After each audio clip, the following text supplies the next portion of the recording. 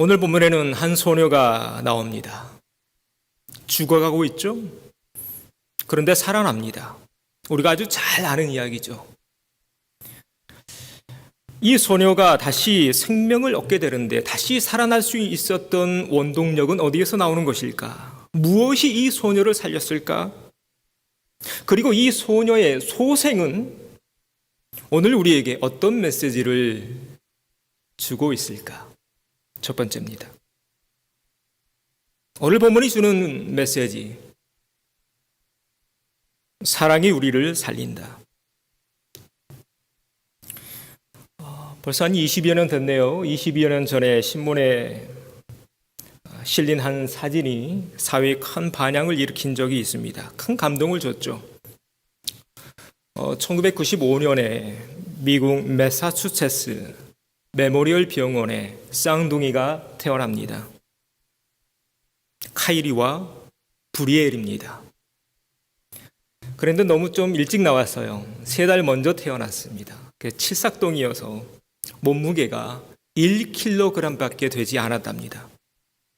인큐베이터 속에 넣어야 했습니다.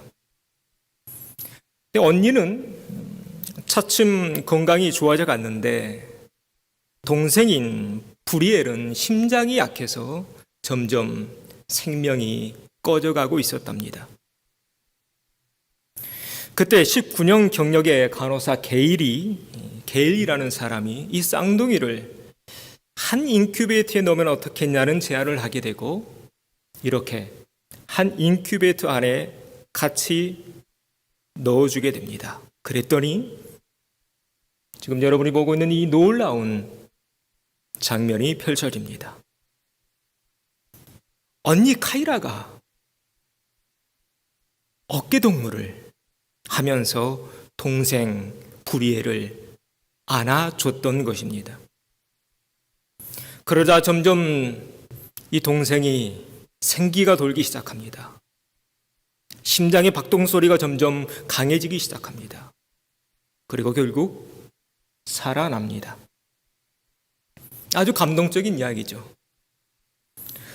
이 둘이 지금 어떤 모습일까 좀 검색해 봤더니 이젠 다 커서 어엿한 20대 숙녀가 되었더군요. 오늘 본문의 이야기도 마찬가지입니다. 오늘 본문의 이야기도 죽었다가 살아난 한 소녀의 이야기입니다. 무엇이 이 소녀를 살려내고 있을까? 바로 이 사랑. 이 사랑이 아닐까? 오늘 본문에도 죽어가는 이 소녀를 살리기 위해 어떻게든 살려보려고 애쓰고 있는, 최선을 다하고 있는 한 사람이 등장합니다. 바로 소녀의 부모입니다. 오늘 마가복음 5장 22절과 23절에 아버지가 나오는데 물론 아버지는 달려왔겠죠. 어머니는 아마 아이 곁에서 아이를 간호하고 있었을 겁니다. 열심히 달려옵니다. 예수님의 그 소문을 듣고 있는 힘을 다해서 뛰어왔겠죠. 그리고 예수님 앞에 엎드립니다. 그리고 애원하죠. 살려주세요. 내 딸이 죽어가요. 성경에 보면 이 야이로는 회당장이라고 기록이 되어 있습니다. 회당장, 여러분 그 당시 회당장은 나이가 많은 사람입니다. 그리고 재력도 있고요. 그리고 사회적인 평판도 또 지위도 있는 사람입니다. 그런데 지금 이 야이로는 자신의 모든 것, 자신의 지위, 평판, 체면 이 다 내려놓고 예수님께 무릎 꿇어 애원합니다. 왜일까? 살려야 되잖아요. 어떻게든. 오늘 이 말씀을 보면서 저는 예수님을 잠시 묵상해 보았습니다. 예수님의 마음도 이와 같지 않았을까? 2000년 전 예수님 하늘 보좌 버리시고 급히 내려오시죠. 급히 지구로 뛰어 내려오십니다. 왜요? 우리를 살려야 하니까.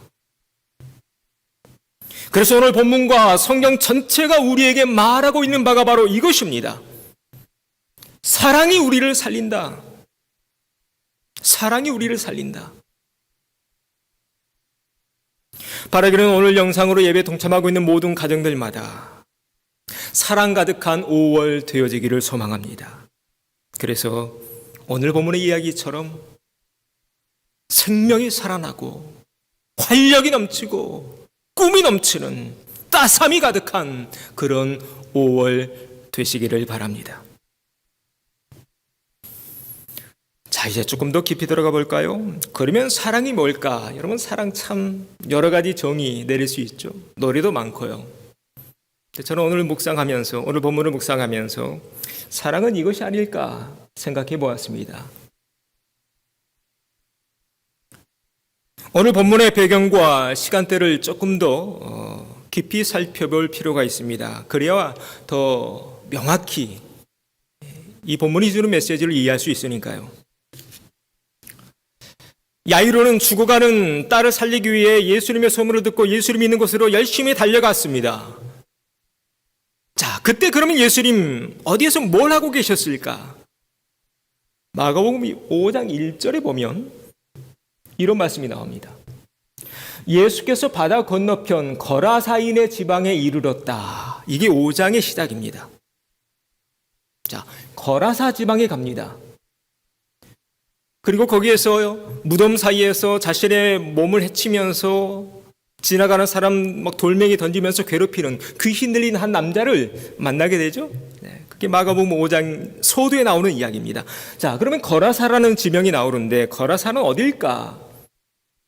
지도를 잠깐 보죠.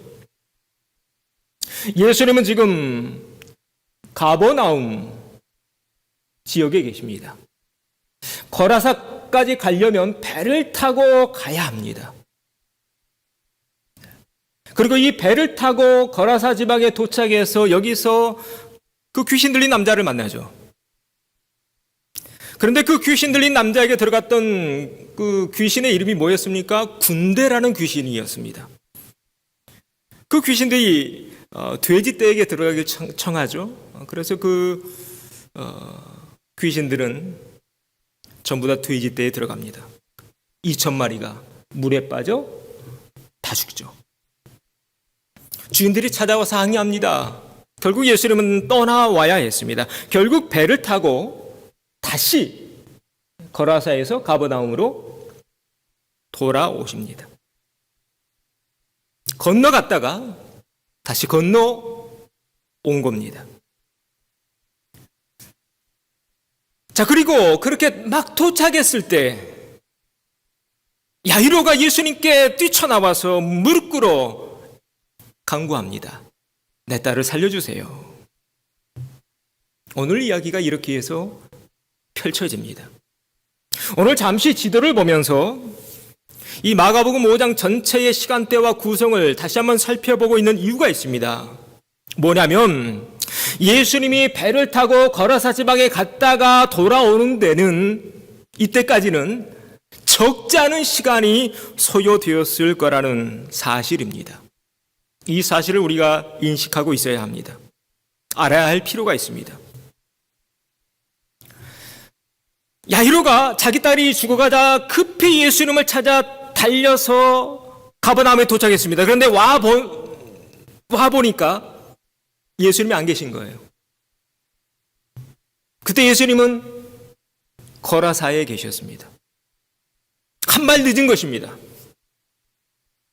언제 예수님이 돌아오실지 다시 오실지 기약이 없습니다. 그냥 무작정 기다릴 수밖에요. 그래서 21절 말씀 보면 예수님이 돌아오시는 그 장면에 관한 말씀인데 예수께서 배를 타시고 다시 맞은편으로 건너가시니 큰 무리가 그에게로 모였다. 이 큰 무리 속에 누구도 같이 섞여 있는 거예요? 맞습니다. 이 큰 무리 속에 야이로도 같이 섞여서 예수님을 무작정 기다리고 있었던 것입니다. 자, 이 대목에서 잠시 생각하고 넘어가야 합니다. 만약 이때 야이로가 기다리지 않았다면, 만약 이때 야이로가 기다리기를 포기했다면 그의 딸은 어떻게 되었을까요? 예수님 만나지 못했을 것이고, 예수님 만나지 못했다면 죽을 수밖에 없었겠죠. 여기서 우리는 한 가지 중요한 사실을 깨닫게 됩니다. 사랑은 뭐냐? 사랑은 기다림이라는 사실. 동물마다 임신하는 그 기간이 다르다고 합니다. 햄스터는 14일 만에 새끼를 낳고요. 쥐는 20일 만에, 토끼는 33일 걸린다고 합니다. 개는 2달, 호랑이는 약 3달, 염소는 5개월, 사슴은 7개월, 소는 9개월 반이 걸린다고 합니다. 그러면 사람은요? 그렇습니다. 사람은 10달, 10개월 걸립니다. 사랑은 기다립니다. 그런데 동물과 사람의 가장 큰 차이가 있습니다. 동물은 낳자마자 2발로 걷습니다. 시골에 큰아버지 댁에 놀러 간 적이 있는데 그때 갓 태어난 송아지를 봤습니다. 갓 태어났는데 걷더라고요. 동물의 왕국 보면 코끼리도 그렇고요. 기린도 그렇습니다. 태어나자마자 걷습니다. 그런데 사람은 적어도 1년은 걸리죠. 그런데 그것으로 끝인가요? 아닙니다. 뱃속에서 품었던 10달의 이 시간, 그리고 걷기 시작한 1년의 이 시간보다 훨씬 더 몇십 배 많은 시간을 쏟아 부어야 사람 구실하는 사람으로 존재할 수 있습니다. 무슨 말씀이냐면 오늘 나라는 존재가 이곳에 있을 수 있기까지는 누군가 계속해서 나를 도왔다는 것입니다. 누군가 나를 돌봐줬기 때문에 오늘의 나라는 존재가 이 세상에 존재할 수 있었다는 것입니다. 10달을 품어주신 어머니, 그리고 묵묵히 나의 연약한 모습, 나의 부족한 모습을 수십 년간 지켜봐준, 또 참아준, 기다려준, 인내해준, 보살펴준 많은 고마우신 분들. 오늘의 나는 그냥 된 것이 아니라는 거죠. 우연히 된 것도 아니라는 것입니다. 오늘의 나는 누군가의 눈물과 희생과 기도와 기다림과 사랑의 결과물 아닌가? 그래서 사랑은 기다림이다. 성경에 돌아온 탕자 이야기가 나옵니다. 우리는 가끔 그렇죠. 철이 없어서 거침없는 말과 행동으로 아버지의 마음, 어머니의 마음을 후벼 팝니다. 그러나 돌아온 탕자 이야기를 보십시오. 그럼에도 불구하고 아버지, 어머니는 여전히 그 자리에서 묵묵히 비가 오나 눈이 오나 대문 밖에서 아들, 딸이 돌아오기만을 기다리고 있습니다. 그 기다림이 없었다면 돌아온 탕자 이야기도 없었겠죠. 그 기다림이 없었다면 오늘의 우리도 없었을 것이고 오늘의 나, 아니 이 지구도 여기까지 올 수 없었을 것입니다. 사랑은 기다림이다. 오늘 본문의 이야기도 마찬가지입니다. 이름 없는 한 소녀, 나약한 이 한 소녀, 그녀를 마냥 그 옆에서 지탱해주고 보호해주고 기다려주고 있는 어머니, 그리고 달려와서 기약 없는 예수님을 또 만날 때까지 기다리고 있는 아버지, 그분들의 기다림이 있었기에 오늘 이 소녀가 다시 살아날 수 있었던 거겠죠. 가정의 달 5월입니다. 이름이 쉽지 않죠? 온 가족이 지금 집에 지금 다 같이 살아야 되잖아요. 특별히 올해 2020년 5월에 우리에게 꼭 필요한 단어가 바로 이 단어가 아닐까. 기다려주는 것, 참아주는 것. 쉽지 않은 단어입니다. 그러나 바라기는 쉽지 않은 단어지만 쉽지 않기에 우리가 한번 추구해 볼 만한 단어가 아닐까. 바라기는 오늘 영상으로 예배드리고 있는 모든 가정마다 이 단어가 보여지기를 소망합니다. 이 단어가 우리 가정 속에 충만하게 될 때, 가득하게 될 때 우리는 더욱더 성숙한 사람으로, 성숙한 가정으로 거듭나게 될 줄로 믿습니다. 마지막으로 나누고 싶은 이야기가 하나 있습니다. 좀 더 깊이 들어가 보죠. 사랑을 논할 때 피하고 싶은데 절대로 피할 수 없는 한 가지 사실이 있습니다. 바로 이것입니다. 사랑엔 위기가 찾아오더라는 것입니다.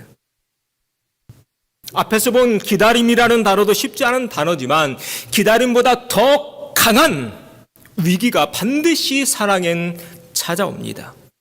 여러 가지 장애물이 있더라는 겁니다.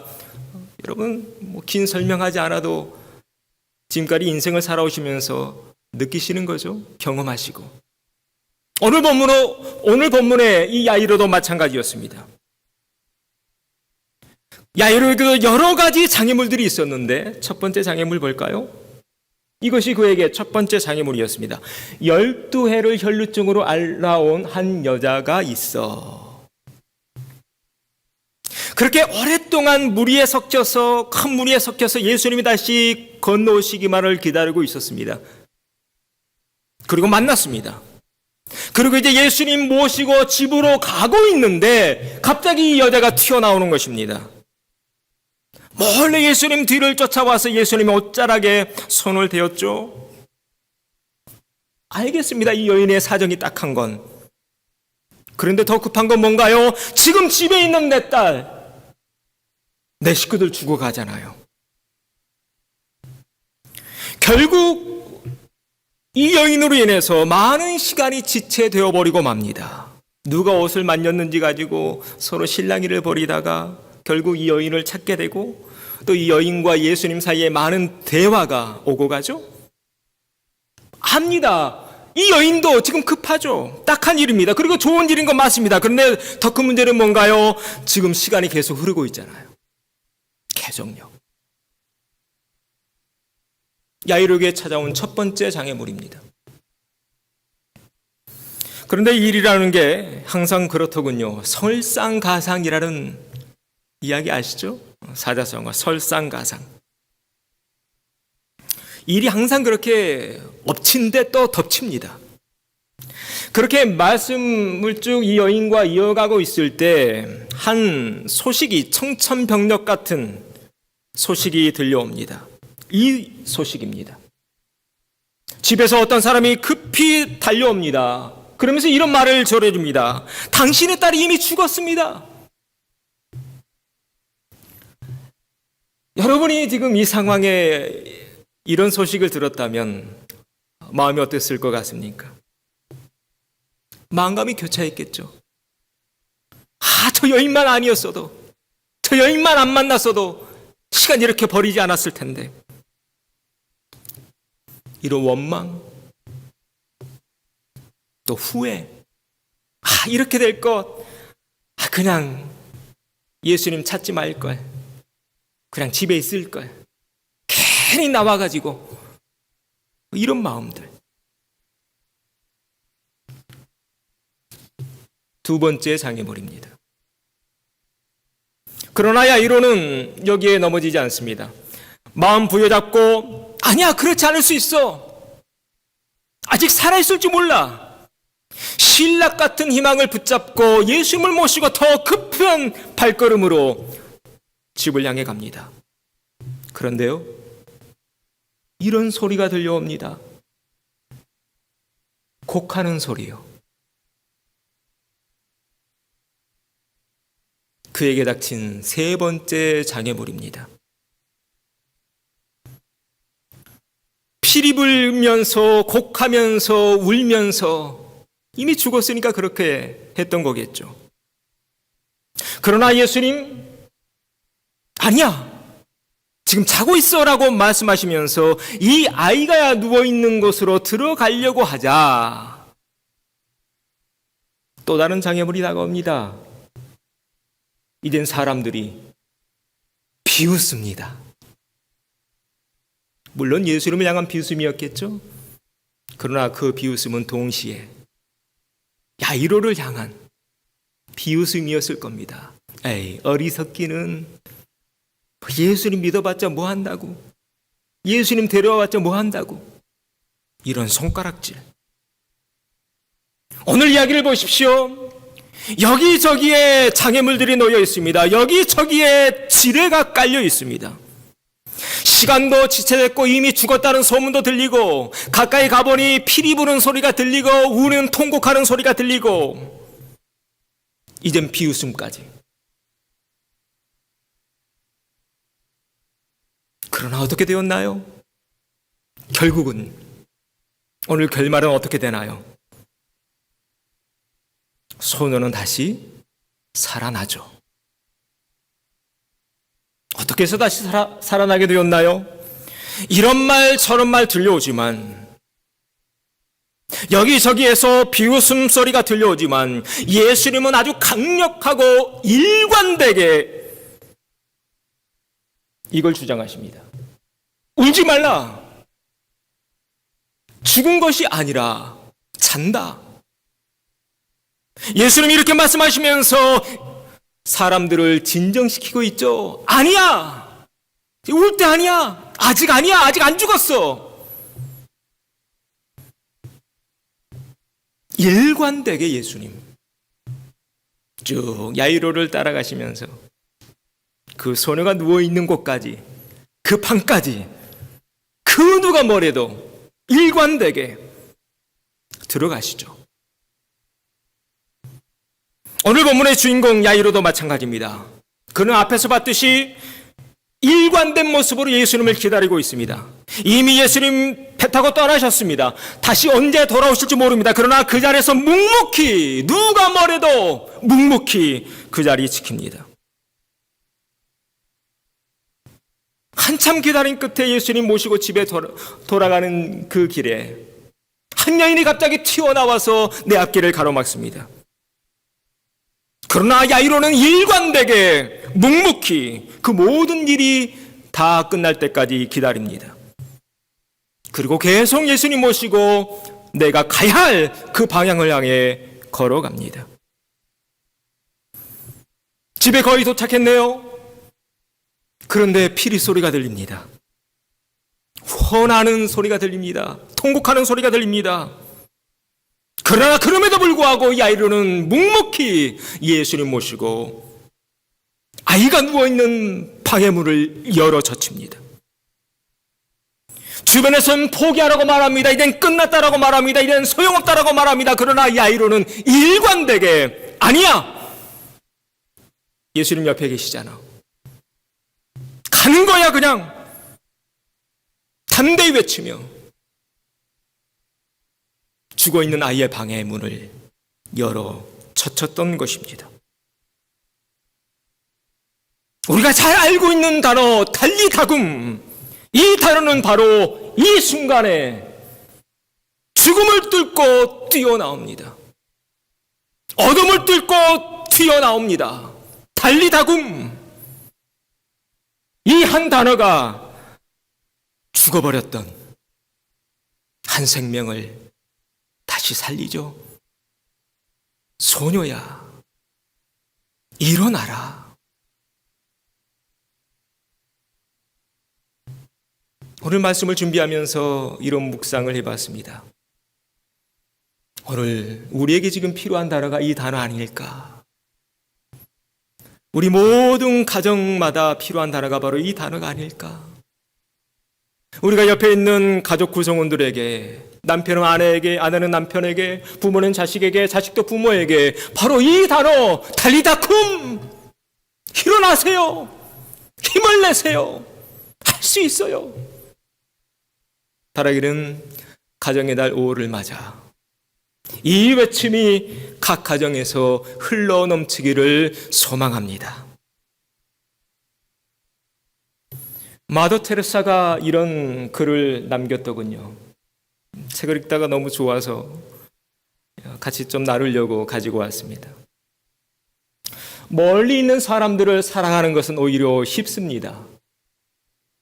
그러나 우리에게 가까이 있는 사람들을 항상 사랑하기란 쉽지 않습니다. 여러분의 가정에 사랑을 가져오십시오. 이곳이야말로 서로를 위한 사랑이 시작되는 장소이니까요. 바라기는 각 가정마다 사랑 가득한 5월 되어서 오늘 본문에서 본 이 달리다굼의 역사가 생명이 일어나고 소생하는 이 생계 역사가 각 가정마다 충만하기를 주의 이름으로 축원합니다.